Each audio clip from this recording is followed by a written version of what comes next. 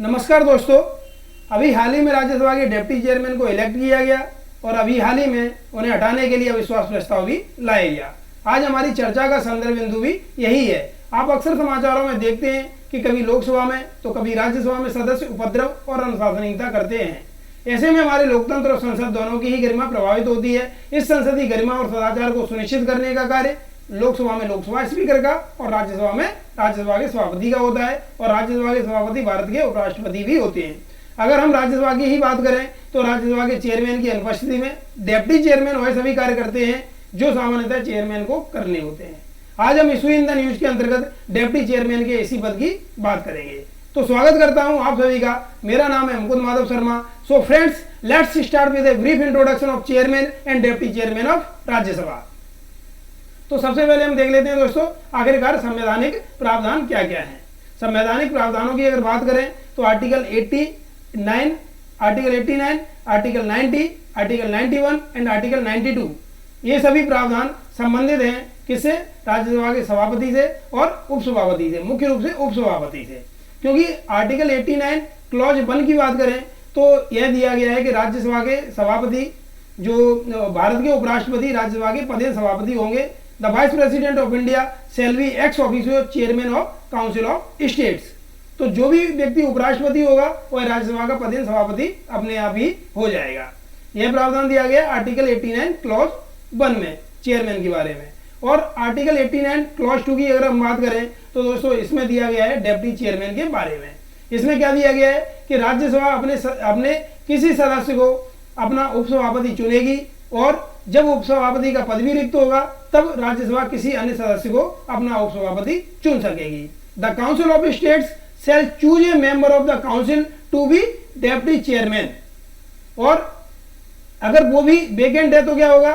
If the office of deputy chairman becomes vacant the council shall choose another member to be deputy chairman thereof. Okay friends, तो इस तरह से provision दिया गया है article 89 clause 2 के अंतर्गत। अब हम बात करें आर्टिकल 90 की तो vacation and resignation of and removal from the office of deputy chairman की बात की गई है। तो इन सब प्रोविजन को हम देख लेंगे, अभी और भी समझ लेंगे। जैसी जैसी जरूरत पड़ेगी वैसे वैसे प्रोविजन को समझ लेंगे। तो सबसे पहले हम एक इंट्रोडक्शन आपको दे देते हैं कि भारत के डिप्टी चेयरमैन, राज्यसभा के डिप्टी चेयरमैन के बारे में हम पहले थोड़ा सा इंट्रोडक्टरी पार्ट देख लेते हैं। भारतीय संसदीय व्यवस्था की अगर हम बात करें दोस्तों तो भारतीय संसदीय व्यवस्था में राज्यसभा के उपसभापति का पद काफी महत्वपूर्ण पद होता है। राज्यसभा में उपसभापति को सभापति की गैर मौजूदगी में सदन का संचालन करना होता है और कार्यवाही भी सुचारू रूप से चलाने की जिम्मेदारी निभानी होती है। भारत के उपराष्ट्रपति राज्यसभा के पदेन सभापति भी होते हैं। वहीं राज्यसभा अपने सदस्यों में से ही सदस्य को उपसभापति पद के लिए निर्वाचित करती है। ये हमने अभी देखा। सभापति जी उपराष्ट्रपति होते हैं, अतः उनको उपराष्ट्रपति के पद के कई कार्य करने होते हैं। उपराष्ट्रपति केवल राष्ट्रपति की अनुपस्थिति में ही नहीं कार्य करता है बल्कि राष्ट्रपति की उपस्थिति में भी कई कार्य करने होते हैं। तो वाइस प्रेसिडेंट ऑफ इंडिया जो होते हैं वह राष्ट्रपति की अनुपस्थिति या प्रेसिडेंट ऑफ इंडिया के एब्सेंस में ही कार्य नहीं करता है बल्कि प्रेसिडेंट ऑफ इंडिया की उपस्थिति या प्रेजेंस में भी उसे वाइस प्रेसिडेंट ऑफ इंडिया के रूप में कई कार्य करने होते हैं। कई प्रतिनिधि मंडल आते रहते हैं समय समय पर अन्य देशों से, तो उनसे संपर्क करना होता है। इसके अलावा जो वाइस प्रेसिडेंट ऑफ इंडिया होते हैं वह कई सेंट्रल यूनिवर्सिटीज के चांसलर भी होते हैं, तो उससे संबंधित भी वह कार्य देखते हैं। तो इस तरह से दोस्तों हमने एक इंट्रोडक्टरी पार्ट देखा कि आखिरकार क्या क्या इसका इंट्रोडक्शन पार्ट होता है। तो मैंने आपको बताया आर्टिकल 91 में भी कुछ प्रोविजन है और आर्टिकल 92 में भी कुछ प्रोविजन है। उसको हम अभी आगे देख लेंगे, समझ लेंगे जैसी जरूरत होगी। तो सबसे पहले हम देख लेते हैं दोस्तों उपसभापति के चुनाव की प्रक्रिया, election process of deputy chairman. तो election process of deputy chairman की अगर हम बात करें तो यह प्रोसेस अपने आप में काफी महत्वपूर्ण होती है। अभी हाल ही में इलेक्शन किया भी गया। तो सभी लोग जानते हैं कि उपराष्ट्रपति का चुनाव कैसे होता है, वो तो जानते हैं सामान्य रूप से। लेकिन डिप्टी चेयरमैन के बारे में, इलेक्शन की प्रोसेस के बारे में कंफ्यूजन होता है। उसको किस तरह से हटाया जाता है इसके बारे में भी कंफ्यूजन होता है। तो इस चीज को आज हम अच्छे से समझ लेते हैं। तो election process of deputy chairman क्या है इसको हम देख लेते हैं। The election of a deputy chairman shall be held on such date as chairman may fix and the secretary general shall send to every member notice of this date। तो क्या होता है कि चेयरमैन फिक्स करते हैं इस date को कि किस डेट को चुनाव होगा और सेक्रेटरी जनरल क्या करते हैं कि मेंबर्स को नोटिस देते हैं और the process of electing the deputy chairman straightforward, बहुत ही स्ट्रेट फॉरवर्ड है, सीधी सीधी प्रोसेस है। Any Rajya Sabha MP can submit a motion proposing the name of a colleague to this constitutional position. कोई राज्यसभा का एमपी अपने ही किसी कलीग को बनाने के लिए प्रपोजल रख सकता है, तो उसके बाद समर्थन भी करना होता है उस प्रपोजल का, तो इसको भी हम समझ लेते हैं। तो राज्यसभा के उपसभापति पद के लिए पहले चुनाव की अगर हम बात करें तो राज्यसभा के उपसभापति पद के लिए पहला चुनाव 1952 में हुआ था, और कांग्रेस के एसवी कृष्णमूर्ति राव को लगातार 2 बार 1952 के 1956 तक और 1956 से 62 के लिए सर्वसहमति से चुना गया था। इट मीन्स कि उसके लिए अलग से कैंडिडेट अपोजिशन में नहीं खड़े किए गए थे, बल्कि क्या हुआ था कि सर्वसहमति से उन्हें चुन लिया गया था। कौन? एसवी कृष्णमूर्ति राव। तो दोस्तों, उपसभापति के निर्वाचन में चुनाव आयोग की कोई भूमिका नहीं होती है। राष्ट्रपति और उपराष्ट्रपति के चुनाव में तो चुनाव आयोग की भूमिका होती है, इलेक्शन कमीशन ऑफ इंडिया की भूमिका होती है, लेकिन चुनाव आयोग की जगह सभापति की सबसे महत्वपूर्ण भूमिका किसमें होती है? उपसभापति के निर्वाचन में। उपसभापति के निर्वाचन में चुनाव आयोग की कोई भूमिका नहीं होती है, इसमें चुनाव आयोग की जगह सभापति की सबसे महत्वपूर्ण भूमिका देखी जाती है। जो सभापति होते हैं वह चुनाव की तारीख तय करते हैं, जैसा हमने अभी देखा। तो किस किस तरह से स्टेप्स रखे जाते हैं, किस किस तरह से स्टेप्स होते हैं, उसको हम थोड़ा सा डिटेल में समझ लेते हैं। मोशन को क्या होता है कि किसी मोशन लाया जाता है किसी एमपी के द्वारा, फिर किसी के द्वारा समर्थन भी किया जाता है, और उसके अलावा क्या होता है, member moving the motion has to submit a declaration, उनको एक डिक्लेरेशन भी सबमिट करना होता है सदस्य को कि जिसके लिए वह प्रस्ताव कर रहे हैं वह सदस्य, वह सांसद राज्यसभा का उपसभापति बनने के लिए तैयार है और कार्य करने के लिए तैयार है। ये भी चीजें देखी जाती है। तो each MP is allowed to move or second only one motion, एक प्रस्ताव को ही लाने का और समर्थन करने का उसे अधिकार होता है। तो इस तरह से हमने कई चीजें देख ली, समझ ली। अब दोस्तों मैं आपको बता देता हूँ, स्टेप बाय स्टेप पूरी प्रक्रिया को बता देता हूँ, समझा देता हूँ, जिससे कि आपको सारी चीजें क्लियर हो जाए। थोड़ा सा डिटेल में भी हम इस प्रक्रिया को समझ लेते हैं, जिससे कि आपको सारी चीजें एकदम पूरी तरह से क्लियर हो जाए। तो सबसे पहले बात करें तो सभापति राज्यसभा की प्रक्रिया और कार्य संचालन संबंधी नियम 7 के तहत यह तारीख तय करते हैं। सभापति क्या करते हैं? राज्यसभा की प्रक्रिया और कार्य संचालन संबंधी जो नियम है 7, उसके तहत एक तारीख तय करते हैं जिसको चुनाव होना है। उसके बाद नियम 7 में प्रावधान है कि उपसभापति का निर्वाचन उस तारीख को होगा जिसे सभापति निश्चित करेंगे। राज्यसभा महासचिव की ओर से इस बारे में सदस्यों को सूचना दे दी जाती है। चुनाव की तारीख तय करने संबंधी सूचना राज्यसभा महासचिव की ओर से संसदीय समाचार भाग 2 में प्रकाशित की जाती है।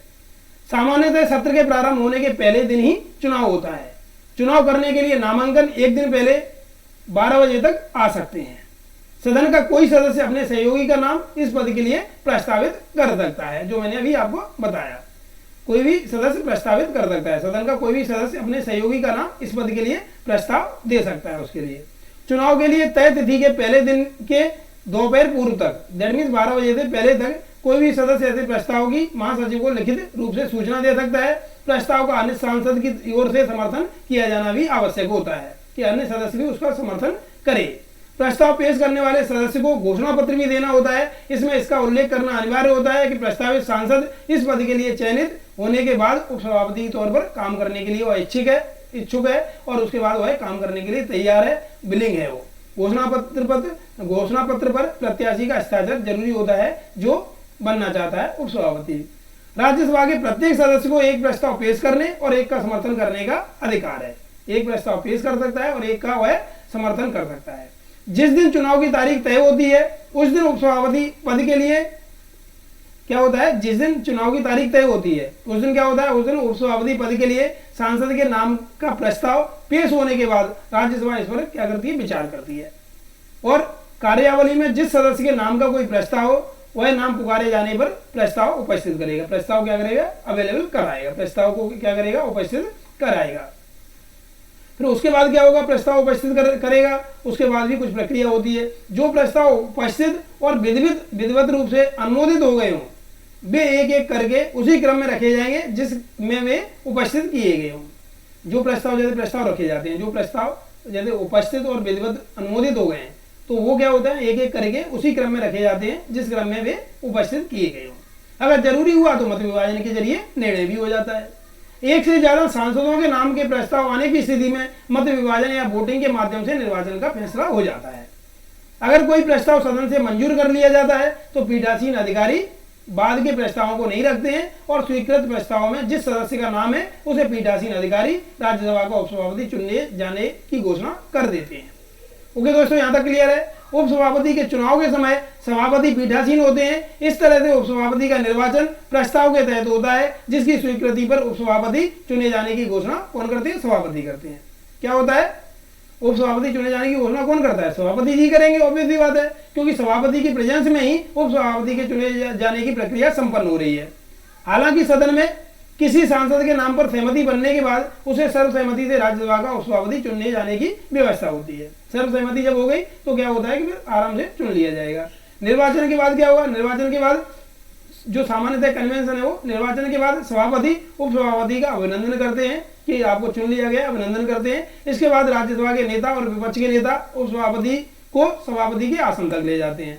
आप देखेंगे कि अभी हाल ही में जो निर्वाचन हुआ उसमें भी ऐसा ही हुआ कि राज्यसभा के नेता और विपक्ष के नेता, फिर विपक्ष के नेता ये नहीं देखते हैं कि कौन सा कैंडिडेट खड़ा किया था, कौन सा हार गया, क्या हार जीत नहीं देखते हैं, बल्कि क्या करते हैं, राज्यसभा के नेता और विपक्ष के नेता सभापति जो उपसभापति चुने गए हैं उनको सभापति के आसन तक ले जाते हैं। ये हमारी संसदीय परंपरा है।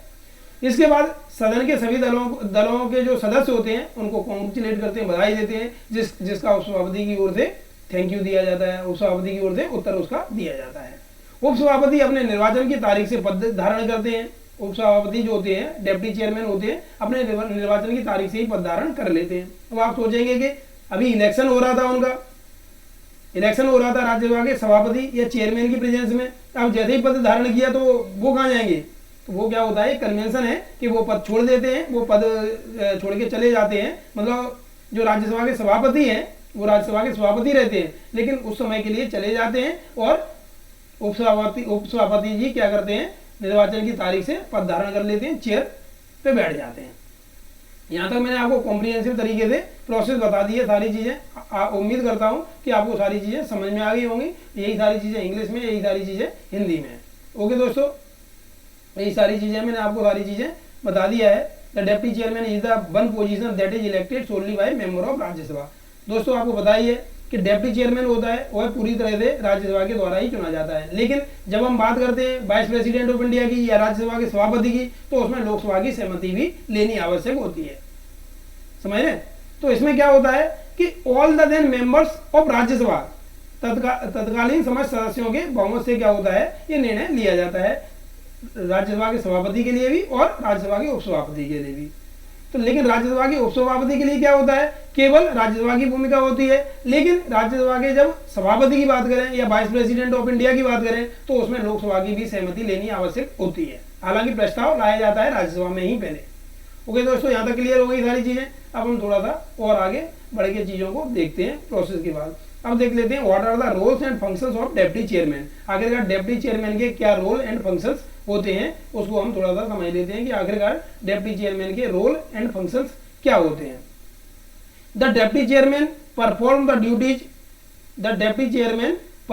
Duties of the chairman office when it is vacant और when the vice president acts as president और discharges the function of the president. Okay दोस्तों, यहाँ तक क्लियर है। उम्मीद करता हूँ कि ये चीज आपको क्लियर हो गई होगी, बहुत ही क्लियर है, बहुत ही स्पष्ट है। The deputy chairman performs the duties of the chairman office when it is vacant or when the vice president acts as president or discharges the function of the president। जब vice president of India के रूप में काम करें या फिर chairman की जो ऑफिस है वह किसी तरह से वेकेंट हो जाए। Deputy chairman also acts as the chairman when the vice president of India और chairman of the Rajya Sabha is absent from the sitting of the house. In both the cases he has all the powers of the chairman। दोनों ही परिस्थिति में क्या होता है कि उसे पूरी की पूरी चेयरमैन की पावर होती है। चेयरमैन के अगर पद पर बैठ गया, उसकी सीट पे बैठ गए उपसभापति जी, तो सारी पावर्स उन्हें होती हैं जब तक वह सदन की कार्यवाही को संचालित करते हैं।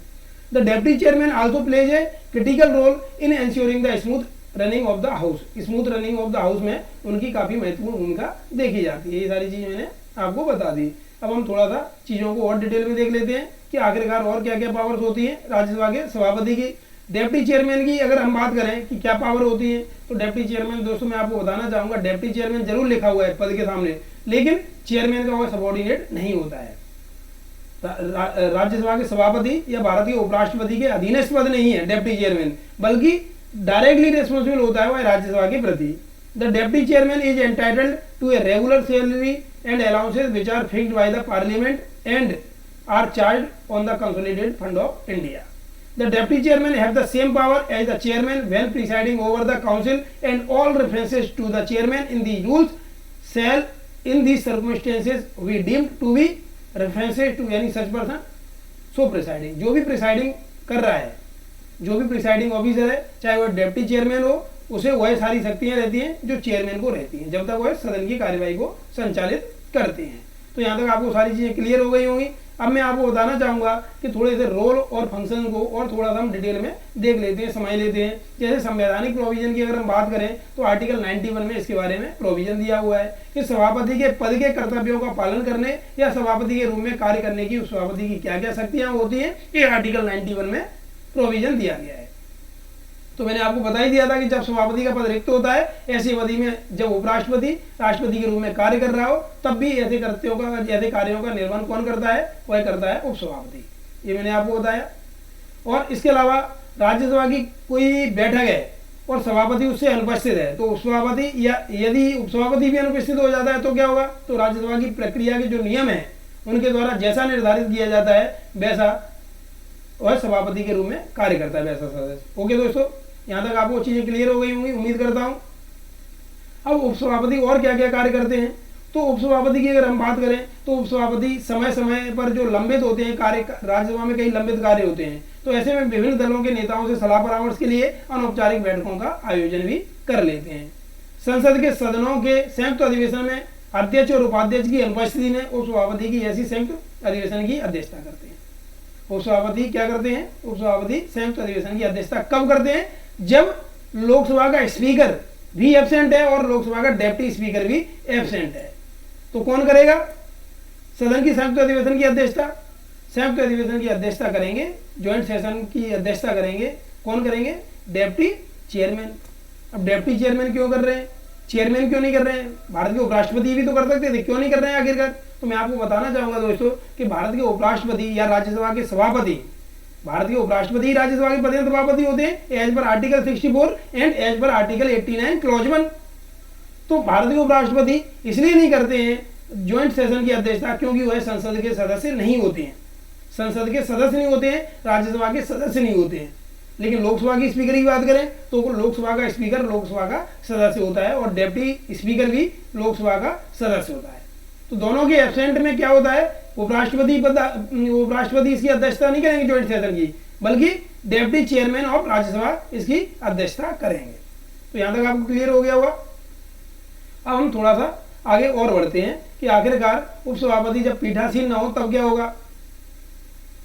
उपसभापति जब पीठासीन ना हो अर्थात चेयर पे ना हो तो क्या होगा, तो सभापति पीठासीन हो, उस स्थिति में उपसभापति सदन के सामने किसी विषय पर बोल सकते हैं, चर्चा में हिस्सा ले सकते हैं और एक सदस्य के रूप में मतदान भी कर सकते हैं। उपसभापति जब पीठासीन नहीं है और सामान्य रूप से सदस्य हैं और सभापति जी अवेलेबल हैं, सभापति जी सदन की अध्यक्षता कर रहे हैं, दैट मीन्स जो राज्यसभा के सभापति या उपराष्ट्रपति हैं वो क्या कर रहे हैं, राज्यसभा के सभापति अध्यक्षता कर रहे हैं। तो ऐसे में सामान्य सदस्य की उनकी भूमिका होती है राज्यसभा के डिप्टी चेयरमैन की, और वह क्या करते हैं कि उपसभापति सदन के सामने किसी विषय पर बोल सकते हैं, चर्चा में हिस्सा ले सकते हैं और एक सदस्य के रूप में मतदान भी कर सकते हैं।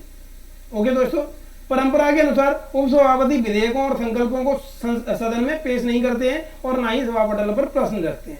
उपसभापति को क्या होता है, उपसभापति कुछ समितियों के सदस्य भी बनाया जाता है और कहीं पर इनको अध्यक्ष भी बनाया जाता है। कैसे, उपसभापति को कार्य मंत्रणा समिति होती है और नियम समिति होती है।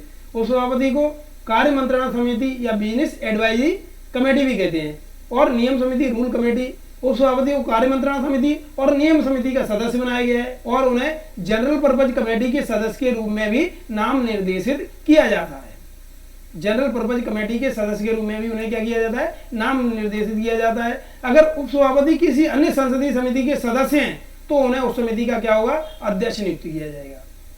अब तीन कमेटी की अलग बात है। उपसभापति को जब कार्य मंत्रणा समिति या बिजनेस एडवाइजरी कमेटी और नियम समिति का सदस्य बनाया गया है सामान्य रूप से, और उन्हें जनरल पर्पज कमेटी के सदस्य के रूप में नाम निर्देशित किया जाता है। लेकिन इनके अलावा ये तीन कमेटी के अलावा और कोई कमेटी होगी, उसमें अगर सदस्य हैं तो उन्हें वहां पर क्या होगा, समिति का अध्यक्ष नियुक्त किया जाएगा। यहां तक आपको सारी चीजें क्लियर हो गई होंगी।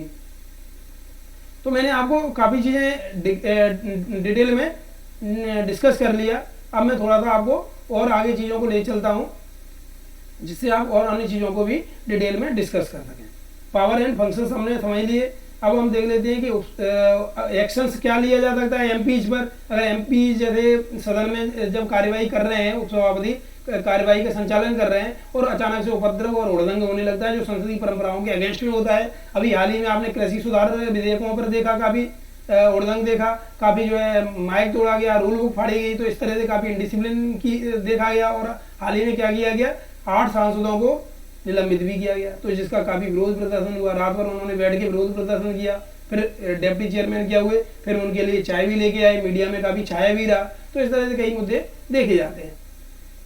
तो एक्शन क्या लिया जा सकता है ये देख लेते हैं। What action can be taken on the MPs if they disrupt proceeding of the house.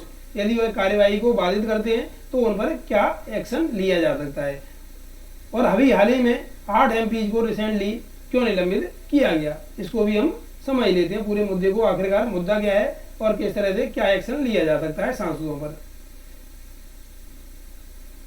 तो इसकी अगर हम बात करें तो मैं आपको दोस्तों बता देना चाहता हूं कि अभी हाल ही में रेजोल्यूशन लाया गया डिप्टी चेयरमैन के अगेंस्ट में। लेकिन उससे पहले मैं आपको बता देना चाहता हूं कि किस तरह से उन पर एक्शन लिया जा सकता है। जो एक्शन लिया जा सकता है एमपीज पर, उन्हें निलंबित किया जा सकता है, उन्हें सामान्य रूप से निलंबित ही किया जाता है। और अगर ज़्यादा उपद्रव कर रहे हो तो मार्शल की सहायता से उन्हें क्या है, उन्हें सदन से बाहर भी कर दिया जाएगा। और कई गंभीर परिस्थितियां अगर हैं तो क्या होगा, जेल भी कराई जा सकती है। क्या होता है, कारावास भी दिया जा सकता है एज ए पनिशमेंट के रूप में। तो कुछ भी हो सकता है, एक्शन तो कितना भी स्ट्रिक्ट हो सकता है इस संदर्भ में। तो वह राज्यसभा के जो उपसभापति हैं, जो सदन की उस समय पर अध्यक्षता कर रहे हैं, या राज्यसभा के सभापति अगर अध्यक्षता कर रहे हैं, तो उनके विवेक पर ये डिपेंड करता है। और रूल्स के अनुसार भी कई चीजें की जाती है। अब हम देख लेते हैं क्या यह पॉसिबल है। अभी हाल ही में नो कॉन्फिडेंस मोशन लाया गया डिप्टी चेयरमैन के अगेंस्ट में। तो ये बात हुई कि क्या उपसभापति के अगेंस्ट में नो कॉन्फिडेंस मोशन लाया जा सकता है, और वह नो कॉन्फिडेंस मोशन किस तरह से अलग है जो सामान्य रूप से नो कॉन्फिडेंस मोशन लोकसभा में लाया जाता है। तो दोस्तों मैं आपको बताना चाहूंगा कि in no confidence motion against deputy chairman is a first in parliament and convention is that he should not preside over house session till the matter is settled. अभी पहली बार लाया गया है अविश्वास प्रस्ताव राज्यसभा के उपसभापति के अगेंस्ट में। अभी तक इतिहास में पहली बार ऐसा हुआ है कि यह प्रस्ताव लाया गया हो नो कॉन्फिडेंस मोशन का। हालांकि डिप्टी चेयर जो स्पीकर हैं लोकसभा के, तो उनके अगेंस्ट में तो लाया जा चुका है। जो पहले स्पीकर थे जीवी मावलंकर जी, उनके अगेंस्ट में लाया गया। और जो अन्य स्पीकर भी रहे हैं उनके अगेंस्ट में भी, कुछ के अगेंस्ट में लाया गया है। तो इस तरह से लोकसभा में तो लाया गया है, लेकिन राज्यसभा में पहली बार है जब ये मोशन लाया गया नो कॉन्फिडेंस मोशन का। तो नो कॉन्फिडेंस मोशन का यहाँ पे अर्थ क्या है, नो कॉन्फिडेंस मोशन का यहाँ पे अर्थ है कि राज्यसभा का अब उपसभापति के अंदर विश्वास नहीं रह गया है। हाल ही में क्या किया, Rajya Sabha members of 12 opposition party moved a no confidence resolution against Rajya Sabha deputy chairman over the passage of 2 controversial farm bills by the voice vote. Okay दोस्तों, क्लियर है यहाँ तक। अब हम थोड़ा सा आगे बढ़ते हैं कि हाल ही में रेजोल्यूशन जो लाया गया, वह रेजोल्यूशन क्या है, डिप्टी चेयरमैन के अगेंस्ट में जो लाया गया है। तो यह आरोप लगाया गया कि डिप्टी चेयरमैन ने क्या किया, रूल्स एंड रेगुलेशन का वायलेशन किया, प्रोसीजर का वायलेशन किया। और पार्लियामेंट जो प्रोसीजर है, प्रैक्टिसेस हैं और जो फेयर प्ले हैं, जो उनको एक प्रैक्टिसेस हैं प्रॉपर तरीके से, उनका काफ़ी उन्होंने वायलेशन किया और फार्म बिल्स को पास कराया अवैधानिक तरीके से। ये आरोप लगाया गया रेजोल्यूशन में। और इसके अलावा क्या किया गया, the deputy chairman did not allow points of order. उन्होंने क्या किया, पॉइंट्स ऑफ ऑर्डर भी नहीं अलाउ किए। जो डाउट होते हैं, डाउट उठाए जाते हैं, तो उनको भी उन्होंने कंसीडर नहीं किया। इसके अलावा और लार्ज नंबर ऑफ मेंबर्स को भी राज्यसभा के उनको नहीं अलाउ किया, उनके ओपिनियन को नहीं सुना। और उनके डाइवर्स पॉलिटिकल बैकग्राउंड थे, डाइवर्स उनके ओपिनियन थे, उनको भी उन्होंने नहीं सुना फार्म बिल के ऊपर। तो इस तरह से दोस्तों ये सारी चीज़ें आई, यहाँ पर उठी, विवाद हुए, आखिरकार क्या हुआ, राज्यसभा के चेयरमैन तक मुद्दा ये पहुंचा कि क्या किया जाए। राज्यसभा के चेयरमैन पर जब मुद्दा पहुंचा तो राज्यसभा के चेयरमैन दैट मीन्स उपराष्ट्रपति, राज्यसभा के सभापति उपराष्ट्रपति होते हैं, लेकिन वह राज्यसभा के सभापति के रूप में कार्य करते हैं। The chairman rejected that no confidence motion moved by the 46 opposition members against the deputy chairman citing that the notice was not in the proper format, proper format में नहीं था, इसलिए उन्होंने क्या किया, इसको रिजेक्ट कर दिया। उन्होंने क्या किया, इसको रिजेक्ट कर दिया प्रपोजल को। तो इस तरह से हाल ही में इस तरह से घटना हुई। और आपको बताया कि अब how resolution against deputy chairman is different from no confidence motion against council of minister. Council of minister के विरुद्ध भी लाया जाता है लोकसभा में नो कॉन्फिडेंस मोशन, तो वो किस तरह से डिफरेंस है। नो कॉन्फिडेंस मोशन जब लोकसभा में लाया जाता है काउंसिल ऑफ मिनिस्टर के अंतर्गत, तो काउंसिल ऑफ मिनिस्टर को क्या होता है, इस्तीफा देना पड़ता है, और वह काफी एक तरह से सरकार को वहां से इस्तीफा देना पड़ जाता है। और अगर no confidence motion deputy chairman के अगेंस्ट में भी पास हो जाए या फिर चेयरमैन के अगेंस्ट में भी पास हो जाए तो उनको भी इस्तीफा देना पड़ जाएगा, लेकिन ऐसा सामान्य रूप से हो नहीं पाता है। क्यों नहीं हो पाता है, क्योंकि सामान्य रूप से जो बहुमत दल होता है, जिसका बहुमत होता है सभा में, राज्यसभा में या लोकसभा में, उसने ही अपॉइंट कराया होता है डेप्टी चेयरमैन को या फिर चेयरमैन को। तो ऐसे में क्या होता है कि ऐसे में अगर उनका बहुमत है तो ऐसे में सामान्य रूप से कोई भी ऐसा प्रस्ताव नो कॉन्फिडेंस मोशन रिजेक्ट हो जाता है सभा के बहुमत के द्वारा। ओके दोस्तों, this no confidence resolution is for the removal of deputy chairman. It is not the same as the no confidence motion specified in rule 198 of the rules of procedure and conduct of Lok Sabha. जो rules of procedure and conduct of Lok Sabha के जो rule है 198, उसमें जो no confidence motion है वो अलग type का होता है और यह रेजोल्यूशन अलग टाइप का होता है। और पहले वाले में क्या होता है, लोकसभा में अगर अविश्वास प्रस्ताव पारित हो जाए तो काउंसिल ऑफ मिनिस्टर्स को इस्तीफा देना पड़ जाता है। आर्टिकल 75 के अनुसार उनकी क्या होती है, कलेक्टिव रेस्पॉन्सिबिलिटी होती है। कलेक्टिव रेस्पॉन्सिबिलिटी होती है the council of ministers directly and collectively responsible to the Lok Sabha. The council of minister is collectively responsible to the lower house of the people, lower house of the parliament, that means Lok Sabha. Article 75 clause 3 में provision दिया गया है, तो वहां पर उनको इस्तीफा देना पड़ जाता है। और दोनों ही परिस्थितियों में क्या होता है, जब बहुमत है तो ऐसे में सामान्य रूप से दोनों ही पारित नहीं हो पाते हैं। ओके दोस्तों, यहाँ तक सारी चीजें क्लियर हो गई होंगी। अब हम थोड़ा सा चीजों को और भी आगे बढ़ते हैं, और भी चीजें इसमें है, थोड़ी सी और भी चीजें बची हुई हैं, अभी हम कंप्लीट कर देंगे इसको। मैं इसमें आपको और भी चीजें क्लियर कर देता हूँ थोड़ा सा, कि संविधान के अनुच्छेद 90 में उपसभापति के पद के रिक्त होने, पद त्यागने और पद से हटाए जाने का प्रावधान है। जो मैंने प्रक्रिया तो आपको बताई थी हटाए जाने की, इसके अलावा मैं आपको बताना चाहता हूं कि संविधान के जो आर्टिकल 90 है उसमें उपसभापति के पद रिक्त होने, पद त्यागने और पद से हटाए जाने का प्रावधान किया गया है। राज्यसभा के उपसभापति होते हैं, डेप्टी चेयरमैन होते हैं, वह पद धारण करने वाला सदस्य यदि राज्यसभा का सदस्य नहीं रहे तो ऐसे में उन्हें पद को क्या करना पड़ेगा, रिक्त करना पड़ेगा। क्योंकि डेप्टी चेयरमैन क्या होता है, deputy chairman member of the Rajya Sabha होता है, राज्यसभा का सदस्य होता है। तो ऐसे में क्या होता है कि राज्यसभा की सदस्यता अगर खत्म हो जाती है, किसी तरह से उनको यदि बर्खास्त कर दिया जाए या राज्यसभा का सदस्य किसी भी परिस्थिति में न रहे या त्यागपत्र दे दे, तो ऐसे में क्या होता है, राज्यसभा के सभापति के रूप में पद धारण करने वाला सदस्य यदि राज्यसभा का किसी भी रूप में किसी भी कारण से सदस्य नहीं रहता है तो उसे डेप्टी चेयरमैन का भी अपना पद खाली करना होता है।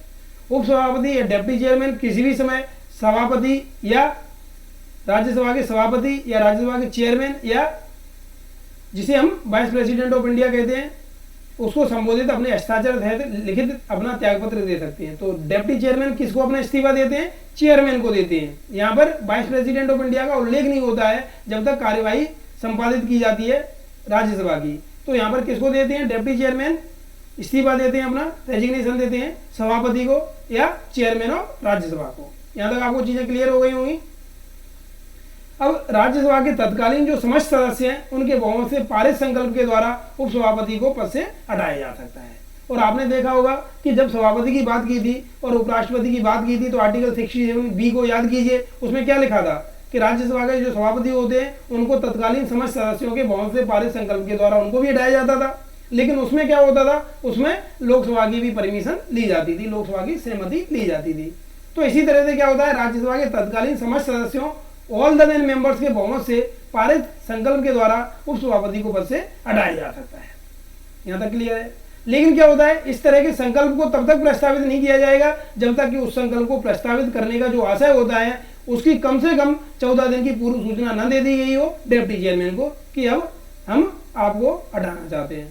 तो अनुच्छेद जो 92 है, आर्टिकल 92 है, उसमें प्रोविजन है कि जब डिप्टी चेयरमैन को पद से हटाने का कोई संकल्प विचाराधीन है तो वह पीठासीन नहीं रहेगा। तो तब क्या होंगे, तब वह अध्यक्ष के तब वह सभा जो राज्यसभा है उसका सभापतित्व तो नहीं करेंगे, दैट मीन्स पीठासीन अधिकारी नहीं रहेंगे। और ऐसे संकल्प पर जब तक सदन विचार करेगा तब तक उपसभापति सदन का संचालन नहीं करेंगे। सभा का संचालन कौन करेंगे, फिर सभा का संचालन सामान्य रूप से सभापति महोदय करेंगे। ओके, क्लियर है। तो इस तरह से हमने चीजें देख ली, आर्टिकल 92 को भी देख लिया, अच्छे से समझ लिया हमने, और कई प्रोविजंस इस तरह से हमने देख लिए। दोस्तों आपको काफी चीजें यहाँ से क्लियर हो गई होंगी। हम थोड़ी देर में कंक्लूड भी कर देते हैं चीजों को कि आखिरकार किस तरह से क्या चीजें रहती हैं। अब हम आ जाते हैं डायरेक्टली कंक्लूजन पे।